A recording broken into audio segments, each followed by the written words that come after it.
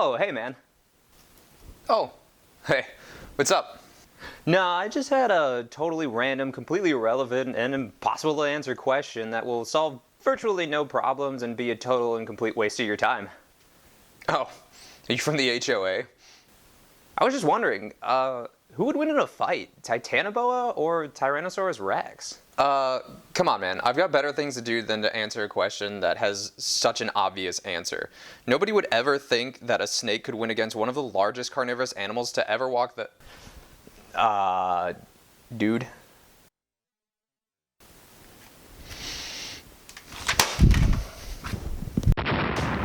Clear my schedule. Hello everyone, my name is Nicholas. I'm an ecologist who primarily studies reptiles, and I have absolutely no credibility or qualifications to tackle this specific question.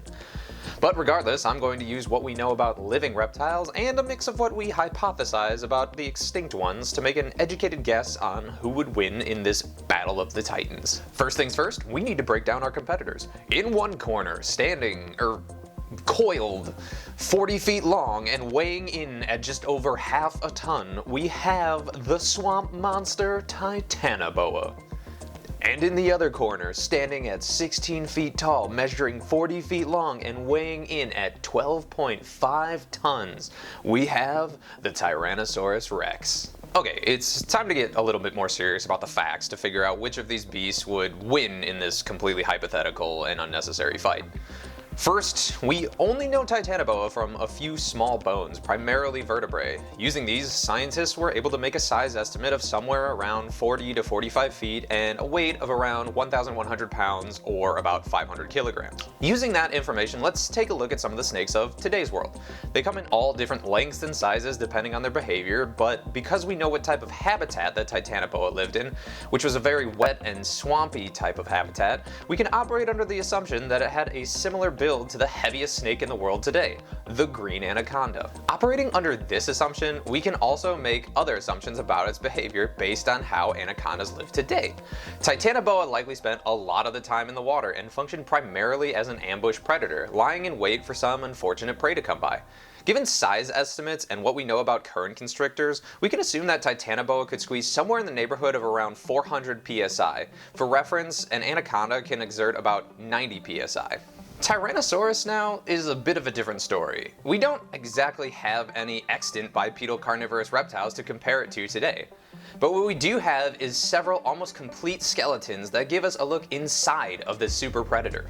Using what we know about how muscles attach to skulls, scientists use a CT scan to create a model of where muscles would attach, and then use this information to get a clear estimation of the potential bite force of Tyrannosaurus Rex. Coming in at an incredible 8,000 psi, this is over twice that of modern-day saltwater crocodiles.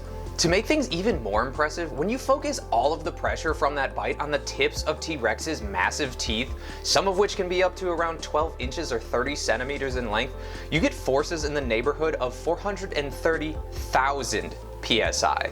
That's enough bite force to make prey quite literally explode. But let's be honest here. No fight is fair unless we give both sides disadvantages too. First, let's talk about the snake. Although likely agile and stealthy in the water, TITANOBOA's massive weight makes it significantly less ideal at moving on land. Anacondas today use their massive weight to pull prey down to the ground where they can effectively constrict them until suffocation or pull them into the water to where they drown. This means that their weight is their advantage for prey. In a defensive situation, it would be very difficult for them to bring down a predator significantly larger than themselves. Large adult anacondas are also unable to wrap themselves around trees with enough stability and mobility to climb them. So climbing a large bipedal predator to constrict it would be virtually impossible. Snakes also swallow prey whole, so a snake would not waste energy or time attacking something that's so significantly larger than itself that it could not swallow it, meaning the ambush attack is effectively ruled out. Now, at this point, it may seem like Tyrannosaurus Rex has a very clear advantage over TITANOBOA, but remember that every measurement and bite force that I've outlined so far is based on supposed adult conditions for the Tyrannosaurus Rex. But some studies performed on juvenile T-Rex skeletons are now showing that it did not likely develop these massive bone-crushing bite forces until later in adulthood. T-Rex is also a bipedal animal, meaning it walks on two legs. And although it had a very long tail to maintain balance, a heavy load, like hypothetically speaking, a half-ton snake on your face is going to make it very difficult to stay upright. The other disadvantage comes in the form of a hypothetical weakness.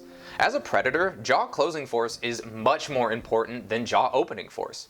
Take a look at today's crocodilians. Although having some of the largest and strongest bites in the entire world for any living animal, their mouths can be held shut quite easily with just some duct tape. With that in mind, this does leave T-Rex relatively defenseless if the snake were able to wrap itself around the head and constrict the neck. So now all that's left to do is create the most likely scenario in which these two would meet that gives a fair chance to both. Unfair scenarios would include a Titanoboa basking on land and a Tyrannosaur approaching and immediately crushing it with its jaws. Or, in the case of Titanoboa, a Tyrannosaur almost completely submerged in water and being pulled under by its massive weight. For this to be a fair fight, both animals would have to simultaneously be in their element, and this would only happen in one situation. A situation where the Tyrannosaurus Rex is coming to drink from an area where the snake is lying in wait, and then of course the snake mistaking the massive T-Rex for a prey item. So in this hypothetical situation of a hypothetical situation, who would win? Drumroll please. And the winner is... I know, that's probably not the answer that you guys were hoping for, or looking for, or even expecting. But in this very specific situation, both players are on fairly level footing. Even still, the sheer size and strength of an adult T-Rex would quickly overpower or escape from the snake. An adult Titanoboa is absolutely no match for a fully fledged Tyrannosaurus, given what we know about animal behavior and the supposed sizes and adaptations of these creatures. So, to put the massive size difference into perspective for you, a full-grown Rex would weigh approximately 16 times that of an adult Titanoboa. That is roughly the mathematical equivalent of a modern-day anaconda taking on two full-grown white rhinos. In a situation with a full-grown adult Tyrannosaurus Rex, the weight difference and size difference overall is pretty much always going to have the Tyrannosaurus Rex coming out on top. But that doesn't mean the Titanoboa is out of the running overall. You've got to remember, not all Tyrannosaurs were obviously adults. If we were in this hypothetical world where Tyrannosaurus and Titanoboa did not occur millions of years apart and occupied the same habitat, it's very possible that Titanoboa could actively predate and kill younger Tyrannosaurs without much issue.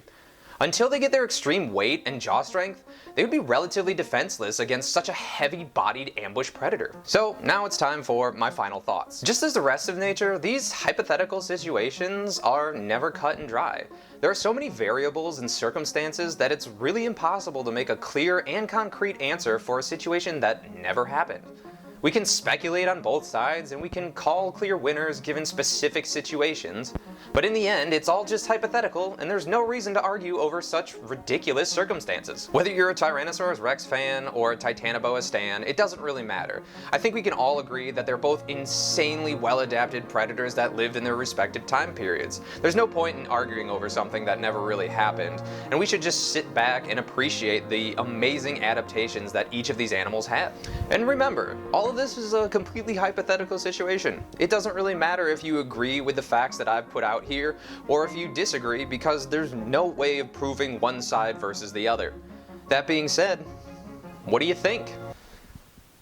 I just asked what I thought was a simple question. Yet here we are, over an hour later, and I still don't have an answer to what I thought was this simple question. Well, you know, you asked, I just thought I'd answer the question to the best of my abilities. I guess maybe I went a little overboard with all the video making and all that kind of stuff, but why does everything have to be like a giant scientific documentary with you? I don't understand why you can't just be like everybody else and answer questions normally without being so overcomplicated. Yeah. This is probably why nobody invites me to parties.